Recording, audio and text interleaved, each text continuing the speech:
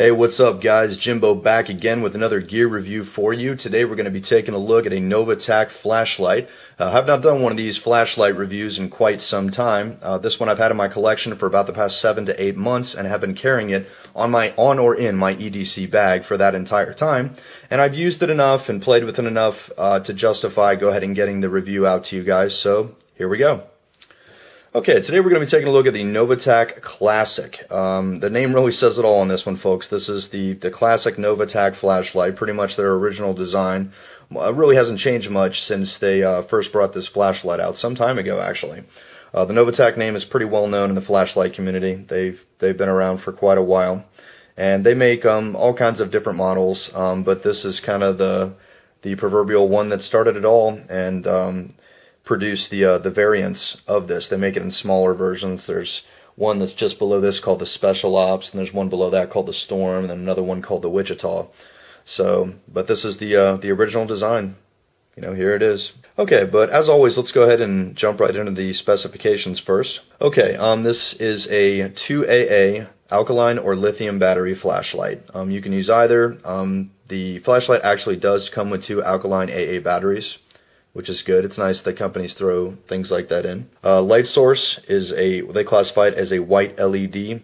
Guys, they don't say this within the documentation that they give to you, but I will show you this in the front row seat section. But to me, that looks like an orange peel reflector that I have on my Phoenix lights and various lights of that style. That's definitely an orange peel in my book, which is good. I like orange peel reflectors. Okay, the dimensions on it, it's basically 1 inch wide and 6 1/4 inches long. So as you can see, it's basically about the size of my hand end to end. So this is definitely not a smaller flashlight. You know, this one's meant to fill up your hand, like so. The weight on it is 5.6 ounces, including the battery, which, given the size of the flashlight and the fact that this thing is mostly metal, you know, and that's with the batteries in it, that's actually not all that heavy. I mean, there are knives out there that are smaller than this, you know, that are heavier than that. So, all things considered, you know, for the size of the flashlight, 5.6 ounces is actually pretty light. This turns on with a tail cap switch. As you can see right here, it is a clicky. It's a pretty quiet click. You know, this one doesn't have a lot of click to it, so to speak, but it's definitely a clicky tap nonetheless. As you can see, it's got kind of a knurled bezel texture on it. Reminds me kind of a machined grip on a hammer or wrench or something like that. It's got that kind of feel to it, but it's really smooth actually. Smooth but very grippy at the same time. Very good job on the finish. As far as the body is concerned, it's constructed of aerospace grade aluminum. So this guy's pretty tough. You know, it's pretty rough and tumble aluminum. The finish they call Type 2 hard anodized, which basically means you've got paint that's baked into metal, more or less. So it's a pretty tough finish on it. It's probably not going to scratch very easily, but will scratch eventually. The warranty on it, they refer to it as limited lifetime warranty. They more or less protect it against manufacturing defects and all that kind of stuff. So if you break it and send it into them for warranty service, I don't really think they're going to service it. Okay, as far as the output is concerned, the primary setting, which comes on with 1 click of the tail cap, is 120 lumens with a runtime of approximately 30 minutes. All these times and output levels are approximate, guys, but as far as I can tell, they seem pretty accurate. The secondary setting, which you get with once you turn it on, you click it twice, 1, 2, then you get 30 lumens, which is 4 hours of runtime. And then you get the minimum setting, which once you have it in the on position like so, you click it 3 times, 1, 2, 3.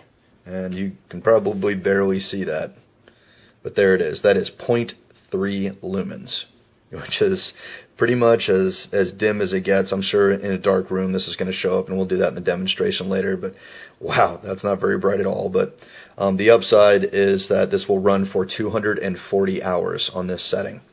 So in a life or death situation where you just need light to operate in a survival situation, this thing will stay on for days and days and days. I mean, 240 hours, that's 10 days. So that's pretty cool.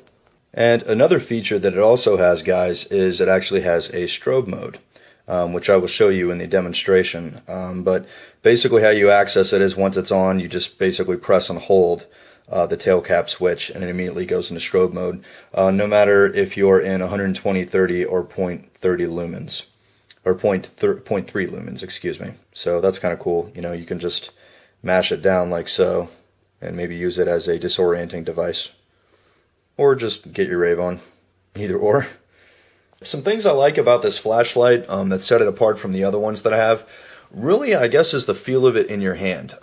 As I was mentioning earlier, the kind of knurled bezel, which I will show you in the front row seat section, it's really hard to describe, folks, but it's kind of smooth and grippy at the same time. Like if you try and twist it in your hand, it doesn't move very easily. But it's not rough to the point where it's abrasive. It's very comfortable, you know, in your hand to hold it like so, which I believe was the intended way to hold it, basically like right in front of you like that.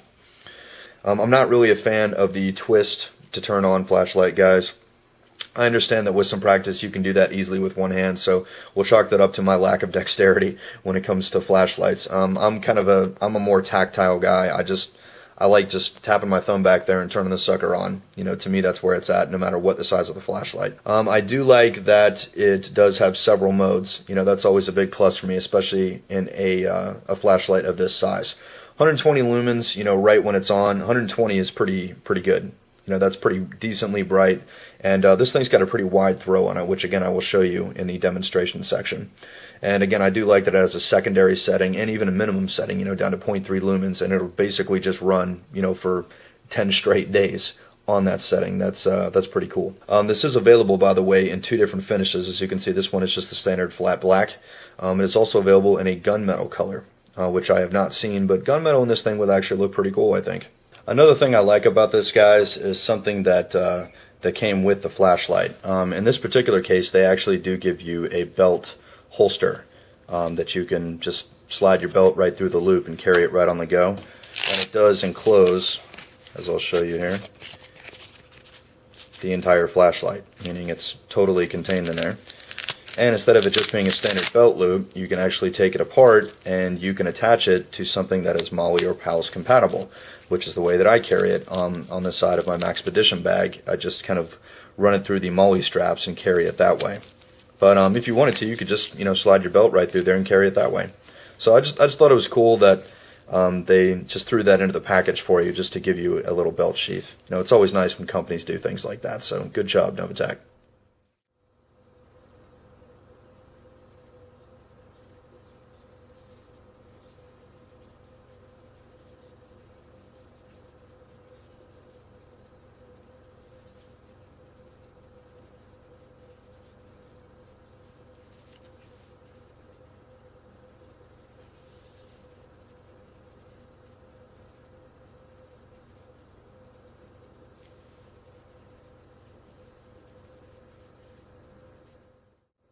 Alright, let's show some size comparisons here.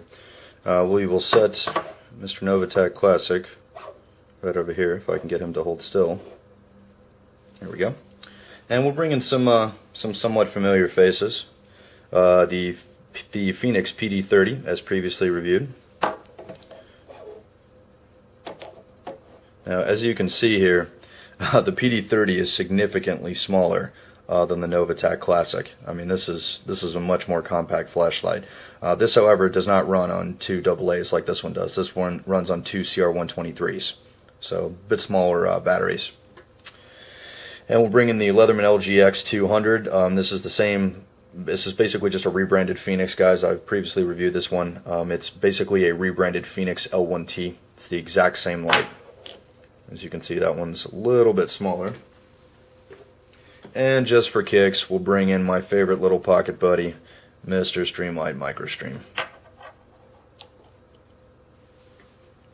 Alright, and just for some comparison, if you guys are unfamiliar with those flashlights I showed you, there's the Spyderco Delica 4 and the BlackBerry Tour. Alright guys, we're going to do a demonstration here, a little output demonstration, and give you a few comparisons to some of my other flashlights so you can see how it stacks up. Okay, we'll start out with the Novatac Classic just so you can get an idea of the brightness and the throw. As you can see, they call it a white LED. I'd say that's pretty close to being true. It's got kind of a hint of maybe bluish purple in the center there, but that's pretty close to an off-white color. The first thing you notice is kind of how wide the throw on this is. I mean, it's definitely not kind of a you know, a focused kind of light. I mean, this is a wide berth kind of throw to it. which, considering it's only 120 lumens, it has the appearance of looking like it's more than it actually is. So that's definitely a good thing. Now let's bring in a comparison. We'll leave the Novatac Classic on the left here. On the right is the Phoenix PD30, which, as you can see, is a completely different color. The Phoenix PD30, I would say, is closer to actual white. Now, when you stack it up against the Novatac Classic, you can see the kind of blue in it. The wall that you're looking at, guys, by the way, is all white.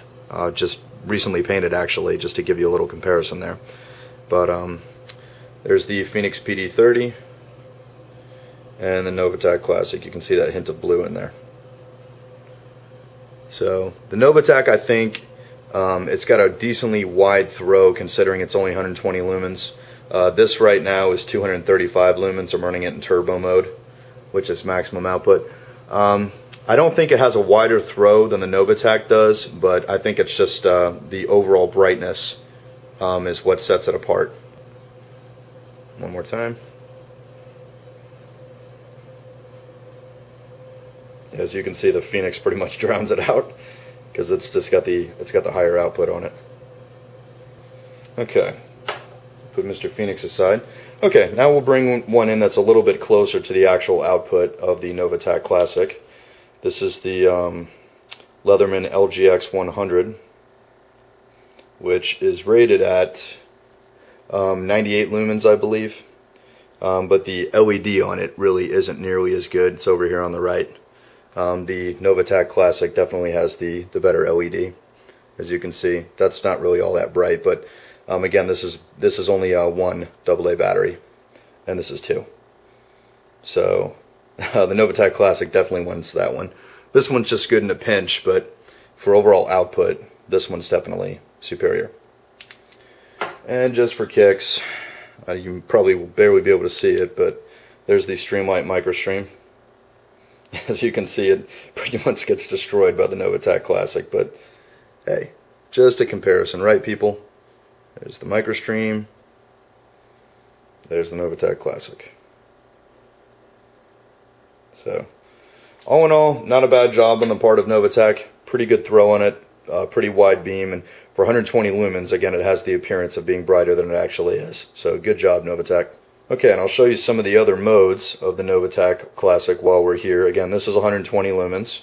We give it 2 clicks, knocks it down to 30 lumens. So, significantly dimmer.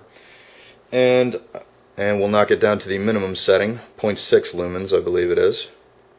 3 clicks. As I think you guys can barely see that.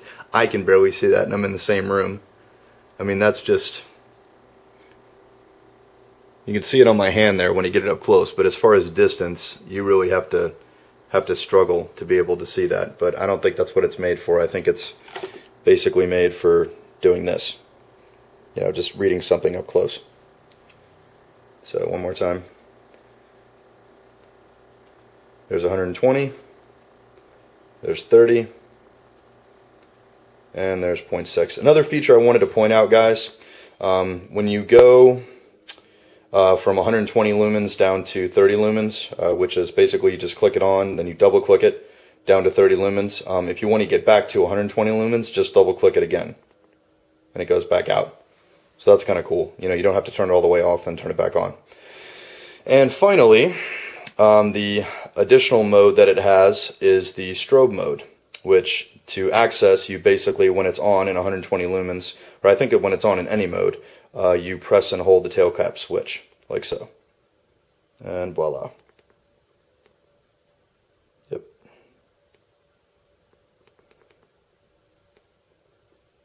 Yeah, I think it defaults to 120 lumens, because you can access strobe from any of the modes. We're in 0.6 lumens right there, and you just hold it down, and voila.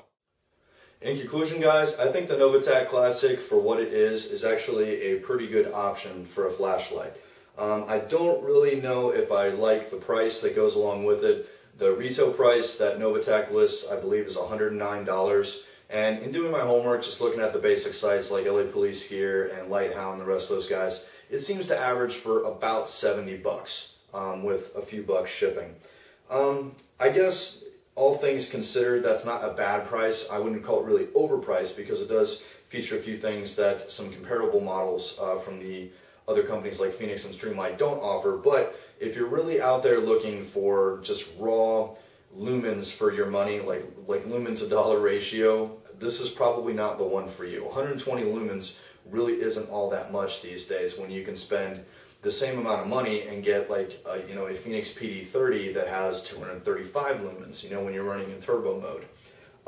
But all things considered, when you factor in that this runs on 2 AA batteries, which are very common and very easy to find, and the fact that it is almost to the point of being overbuilt, this is definitely a lot tougher and a lot sturdier than my Phoenix flashlights or the other flashlights that I have. I mean, the housing on this thing feels like it's bulletproof. So if that's the kind of thing that you're looking for, where you need something that you can really beat on, if you work in the law enforcement community or personal security, or if you're a dude outside working on a power pole and you don't want to have to worry about dropping your flashlight and it breaking, this thing will probably stand up to that kind of stuff, as they guarantee these things to be rough and borderline indestructible. So if that's what you're looking for, 70 bucks I guess seems pretty good. Again, the throw on this thing, even at 120 lumens, it has the illusion of seeming brighter than it actually is because the throw on it is so wide. It's got a pretty good LED on it, which is pretty bright. It looks kind of like a high-intensity discharge headlight. So all things considered, I think I can give this one the Mr. Jimbo Fox recommendation. Personally, I would prefer something like my Phoenix PD30 simply because it's smaller, it's more compact, and at the end of the day, it's got higher output. If I really want a high output flashlight, I want something that's truly high output. Again, 120 lumens is definitely nothing to scoff at, but I don't know, I guess I'm just spoiled, guys, because I'm used to these flashlights that have these ridiculously higher output settings.